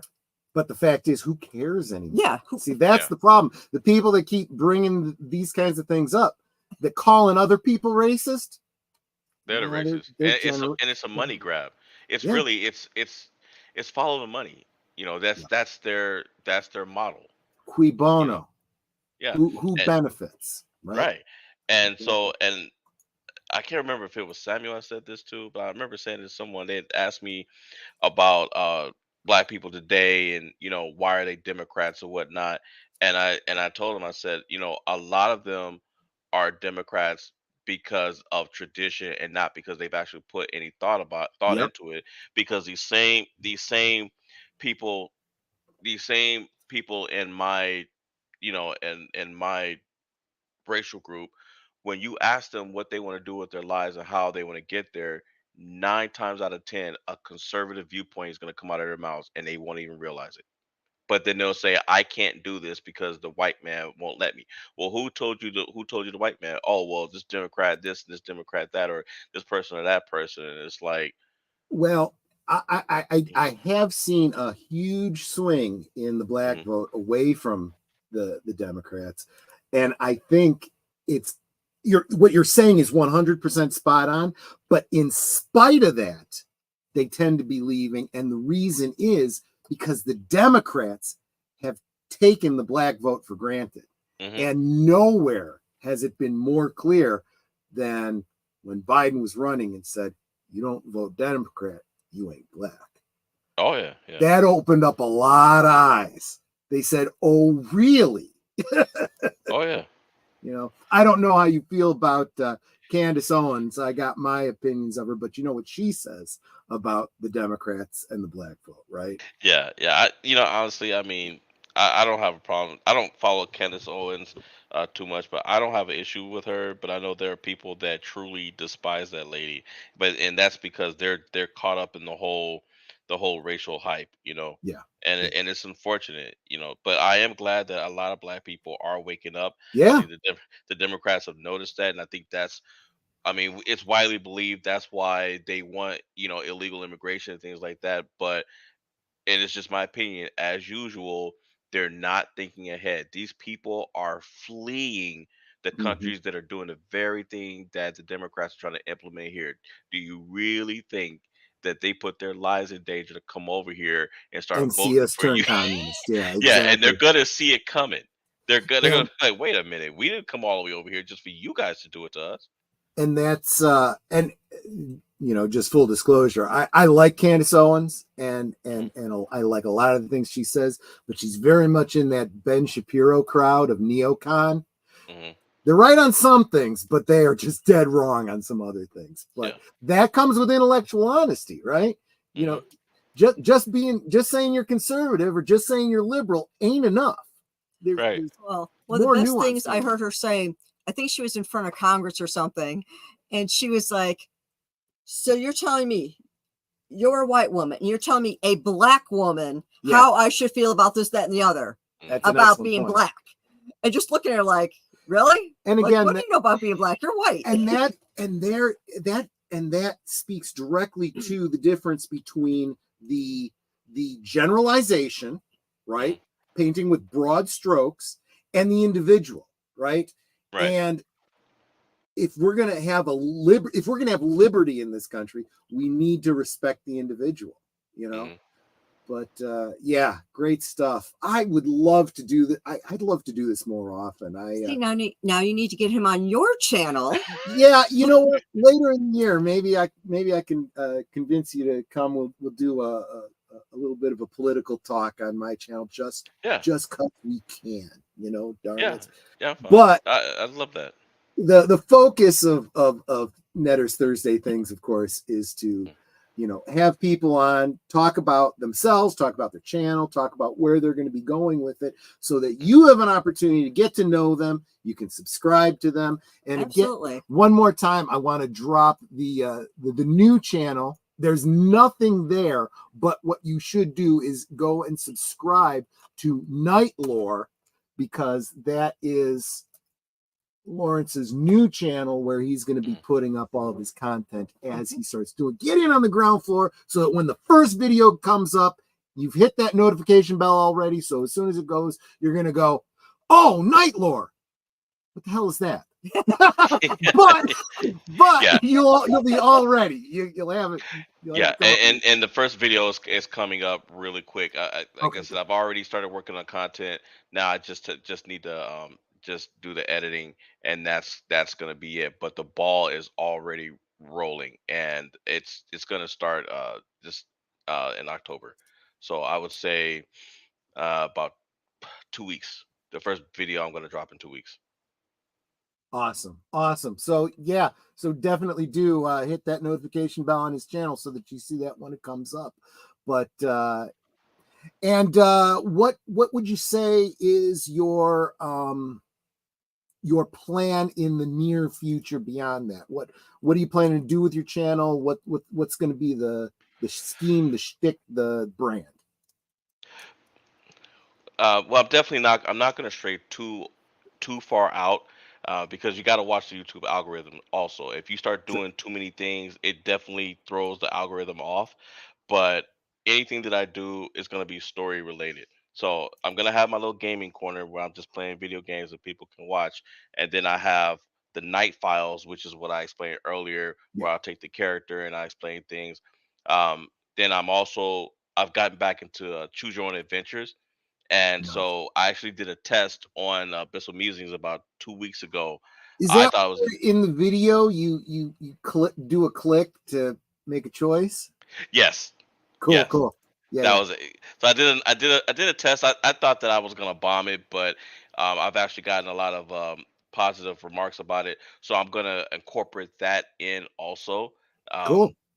and I'm gonna leave links to the site where I got it. So I'm gonna present different ways to make stories, and I want to make my own content. I don't want to, I don't want to have to worry about getting copyright strikes, or anything like that. And sometimes it can happen. It's probably inevitable at some point. But um, like I said, I'm creating an escape for people to, if they just, they Yeah. want to just enjoy themselves, because there's so many talented people doing so doing a lot of the same things, and they have a fresh perspective. But I just want to say, hey, do you want to hear a story? Do you want to hear a parody interview? Do you want to, I'm going to write my choose your own adventure stories, and I'm actually going to go through it. I'll go through one, because the way I make them is there's multiple endings. So I'll go through Yeah. one, and then I'll post a link, and so I'll split it apart. Hey, well, this story is part one of the series. One of the endings is the true ending, and the others aren't. Can you guess which one is? So I'm creating an escape for people to just sit back and just relax. And all of the content is going to be pre-recorded, so I can release it at different times of the day. I can release it at you know 10 a.m. when Netter's network isn't on, so I don't have to worry about getting destroyed because she's on. So You know what though? Here's the other thing, and this is what I tell everybody. There are so many of us. We're getting to be a bigger and bigger community. There's only so many hours in a day, so many days in a week. Mhm, We're gonna overlap. You know what? mhm, That's fine. That's one of the yeah, great things. This week you come and talk to us, in the chat. Next week you just catch us on the rerun. It doesn't matter. mhm, You're not gonna miss anything. The content's still gonna be up there. mhm. That's But right. another thing in checking out Laurence Knight's channel, or the Laurence Knight channel, I should say, you've got your what do they call that? It's channels.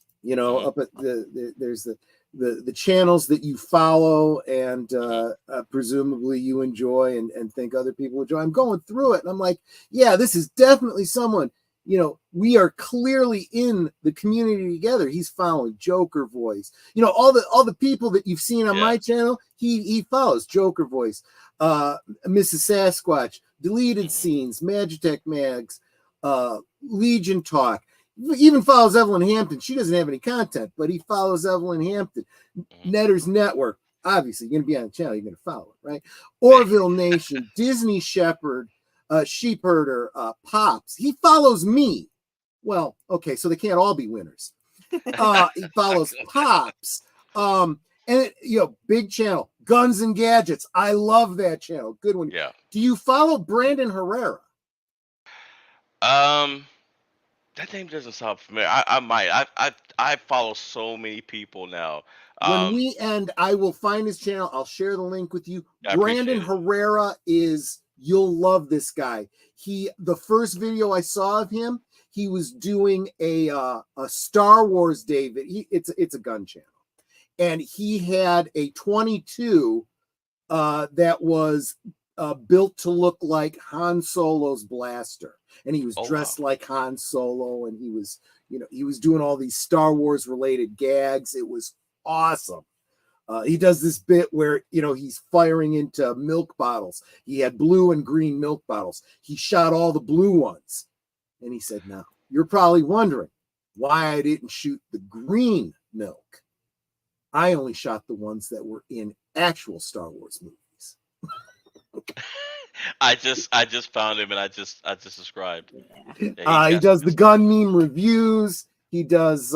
He goes by AK guy, and he is running for representative in Texas. He is Nice. primarying out a rhino that ran on Pro 2A and then sold out gun owners. So Brandon Herrera says, "I'm going to put my money where my mouth is, and I'm going to run."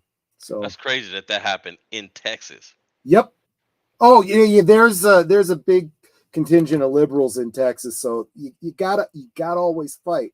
That's one of the great things about Texas, though.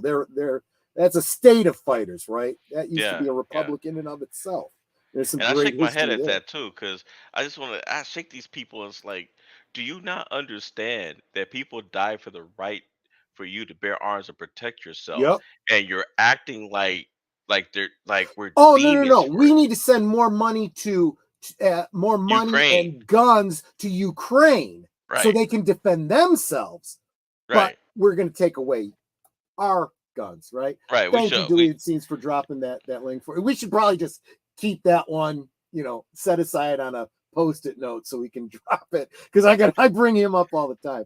But the one other, because this is kind of where we ran into each other, Lioness Exile, right? Amira. Mhm. You know, this conversation, we got real political today. You enjoy that kind of stuff.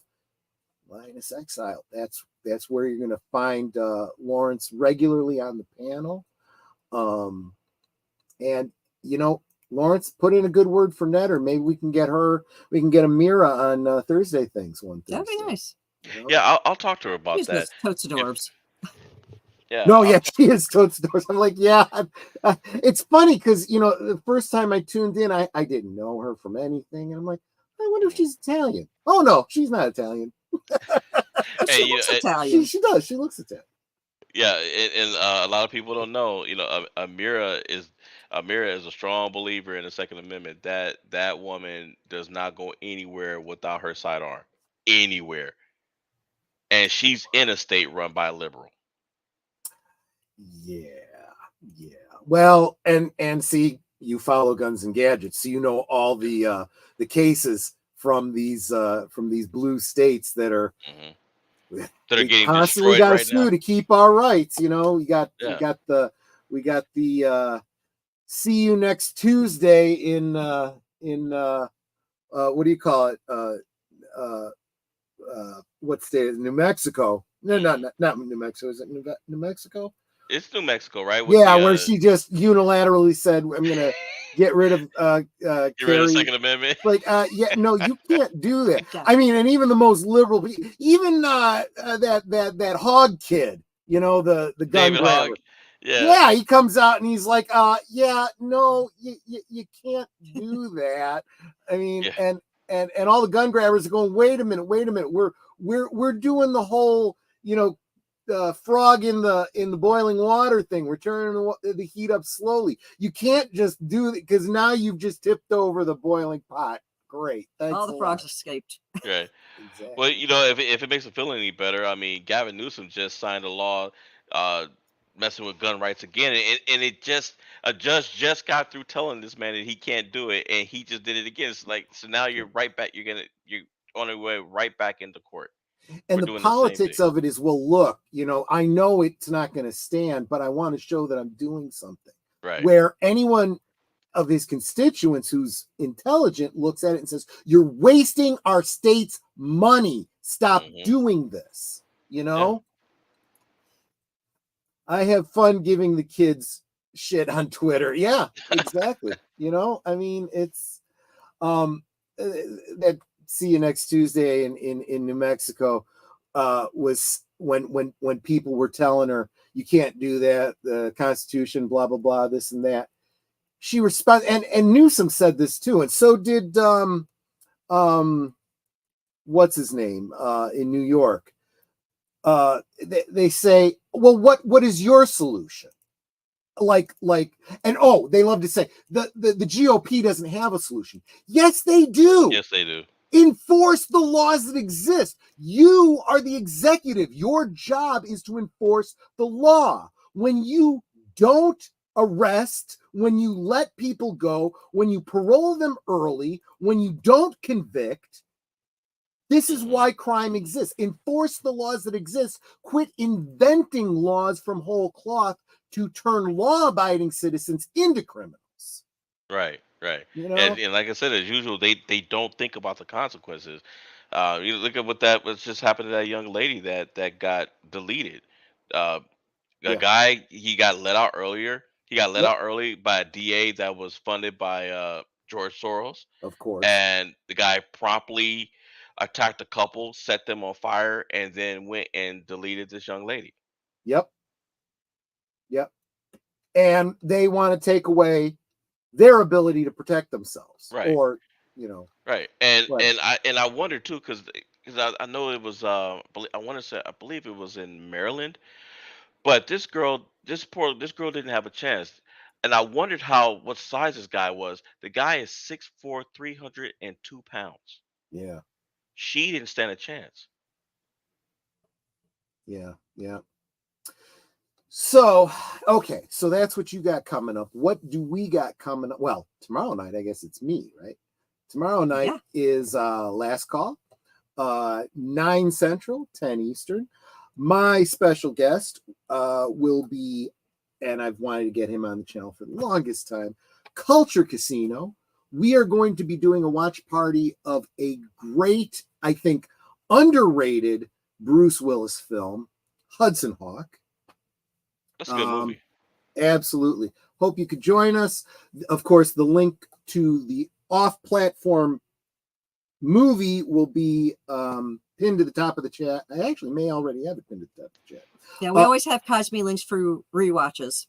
In case you don't have your own copy, but by the time we get through this one, you're going to want to have your own copy because this is one of those sleeper hits. We're going to talk about it tomorrow, but they did this movie dirty in the marketing. They did not sell this movie the way it should have been. So yeah, Hudson Hawk tomorrow night. Saturday night, we're going to do, and normally I don't do watch parties, but this one, it just seemed like a great one to do with Culture Casino. But Saturday, there's always a watch party, if not on Big Al's channel, then on Netters Network. So in other words, right back here on Saturday. What will we be watching on your channel on Saturday, Netter of Netters Network? We will be watching The Commitments. Commitments. I don't have the thing over here to prompt you, but you knew what it was. Yes. Commitments. Irish soul Irish soul band. We will it's some great music. We have both the soundtracks. It's going to be awesome. So that is Saturday, 9 Central, 10 Eastern, right back here. And then Sunday, 7 Central, 8 Eastern on Deleted Scenes channel. Want to drop that link because I don't know the title. I know it's unscripted, but I don't know what the topic for this Sunday is. But that is at 7 Central, 8 Eastern. 1 hour lead into Geeky Geezers on Aged Boomer. We will be bringing you all the news out of the gaming industry and anime, and there's a lot of DC news this week, and there's a lot of Disney news this week. So we will be talking about some in memoriams and very, very big immemorial. Netter's probably going to be doing that one. And that's Sunday at 8 Central, 9 Eastern. And then at 11 Central, midnight Eastern, we're going to be going back to Deleted Scenes for the other side of midnight to wind out our weekend. And that's as far as I know, except for next week on Netters Network. Who will your guest be on Thursday Things next week, Netter? Next week, right here on Netters Network Thursday Things, we will be having Disney Sheepherder Take 2. Take 2, yes. Yes, this time for real. So, good, yeah. So come back for that. That's all I got, Netter. Okay. Any final words, Laurence? Yes, I just want to say thank you so much for the opportunity to come on. I was definitely nervous going into this because I was like, I don't want to, I don't want to, I don't want to sit here and not say anything and just mumble and drag on and put people to sleep. I can't imagine that. Yeah, I don't think you have it in you. Yeah, I can't imagine anybody ever doing it. But you can talk, my friend. But yeah, I'm definitely humbled for the experience. I'd love to come back. Even if it's just to hang out with you guys, or definitely. once things get going. And if you ever want to, come on to our program, Abyssal Musings, or anything else, contact Samuel and myself. Yeah. If there's anything you want us to plug, because Samuel and I have discussed about, I want to just put a list of, hey, support Netters Network, support Troy, support projects, because like you said, we grow together. You create a network together. Exactly. Together we grow, right? Yeah, that's how Thursday Things came about, because it's like together we grow, because that's PJ with the Orville Nation is always saying that. And even though I'm not a big channel myself, it's like I have people that come onto my stream that may not know you. So then they come and they get to know more about you. And it's like, hey, I'm going to sub to this person Yeah. because they sound really interesting. I want to know more about them. If So you get a like few more me, you're subs. gonna like the people I like. That's how I. Yeah, it's usually like on do it. average, I think my guests usually end up between like 2 and 3 extra subs at the minimum. Mhm. So you always get something. And so, it's like every little bit helps. Even if it's only 2 or 3 subs, that's 2 or 3 that you didn't have before. So it's building up your channel slowly. Yeah. And like I said, every little bit helps. I'm one away from a round number. I'm at 689. If I can get one more, that's 690. Hell, if I can get 11, that'd put me at 700. Now, Nice. Yeah. I currently have 275, but I'm waiting to see if YouTube lets me keep the extra subs I've gotten. Right, exactly. Because you know how they like to take them away. So if I still have them in about a week or so, I'll plan the trivia night where y'all can answer. I got 15 questions and everybody in the chat can participate. So it's like, I'll ask the question, you put the answer in, I'll do the wheel of things on StreamYard that has that answer in there. And anyone that has that answer will get a point. Yep. At the end of the 15 questions, we're going to add up all the different points. We'll see who's got the most, and the top 3 will get something. We're still trying to figure out what the prizes are. But it's open to everyone. Deleted scenes is 20 away from 250. Cool. And all the questions are going to be about me and Troy and our channels. So makes it really easy. If you've been paying attention to, me and Troy, different things we've said on our channels, different things about our channels, then no problem. You guys got this. And there are probably some that are going to, you might have to sit there and think about it for a minute. So it's not like I'm going to say, here's the question. You got 2 seconds to answer. I'll give you a little bit to put the answers in, because some of you may be able to quickly look at our channels to see if you can get answers that way. But it's open to everybody, and I'll have 3 winners, and we're just trying to figure out what the prizes will be. And then once I hit 300, so 25 more, I'm going to have another giveaway, because y'all know that me getting subs isn't for me. It's for you. And it's just an excuse to be able to give away things and have fun with it, having a giveaway night. So right now I'm at 275. You give me to 300, we'll have another giveaway. But this one's going to be a special trivia night just for fun, just for something different. Just for funsies, huh? Just for funsies. So I just looked up and I saw that Deleted Scenes had dropped the link to his Other Side of Midnight special guest, Tom Conkle. Oh, nice. I'm guessing that they're going to be talking about Island in the Stars. Yes. I at least I hope so, because I really want to see that movie get made. Me too. Let me see where they're at right now. Yeah. Where's he subbed Samuel's channel. $12,395, 101 backers. Good. There we're we're getting there. The movie's going to get made one way or the other. It's just a question of how quickly we can get it. The faster we get him to his goal, the faster we can get that movie made. And Logical Spock says he's at 21 subs, would love to get to 100. So come on, guys. Make sure you're subbing to one another. And if you think you're subbed to somebody, make sure you're still subbed to them, because YouTube. Yeah. If I still had all the subs that I would have had if YouTube hadn't taken away, I'd probably be close to like 600-700. I'd be like where Troy is now. Yeah, that's okay. But I can tell you this, Lawrence's new channel, Night Lore, which doesn't even have any content on it yet, has doubled its subscribers in the time he's been here. See? Okay, wow, well, thank you. You only had 4 to begin with, so now you got 8. Hey, you know what? I'm happy with just 1, even if it's just. I'm definitely happy with that. So, I mean, guys, really, I am very humbled by that. Amen. There you go. So that's it. That's it for tonight, I think. I think it is. So, of course, y'all know what I always say. We can talk amongst ourselves, and that's all well good and fun. But it's so much more fun when you guys are joining us in the chat and you're dropping your comments, your questions, your trivia, being goofy, whatever it may be.